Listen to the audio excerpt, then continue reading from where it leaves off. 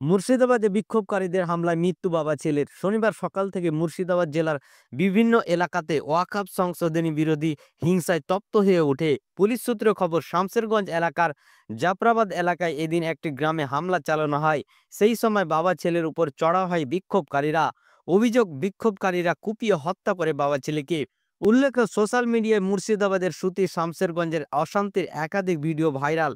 শুক্রবার ওয়াকফ আইন বিরোধী বিক্ষোভ পরিণত হয় হিংসা ভাঙচুরে। কোথাও বিডিও অফিস ভাঙচুর করা হয়, কোথাও জাতীয় সড়ক একের পর এক গাড়িতে আগুন ধরিয়ে দেওয়া হয়। ট্রেন লক্ষ্য করে পাথর ছোড়ার ঘটনা ঘটে। ভিডিও ছবি দেখে এখনো পর্যন্ত শতাধিক অভিযুক্তকে আটক করেছে পুলিশ। শনিবার মুর্শিদাবাদের অশান্তি নিয়ে সাংবাদিক সম্মেলন করে পুলিশের ডিজি রাজীব কুমার।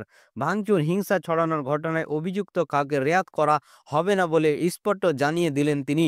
সাধারণত মানুষকে সম্পূর্ণ নিরাপত্তা দেওয়াই আশ্বাস দিলেন ডিজি। তিনি বলেন, পুলিশ সবসময় নিজেদের সংযমের মাধ্যমে পরিস্থিতি নিয়ন্ত্রণ করে, কিন্তু তাই বলে গুন্ডামি বরদাস্ত করা হবে না, কড়া হাতে দমন করতে হবে।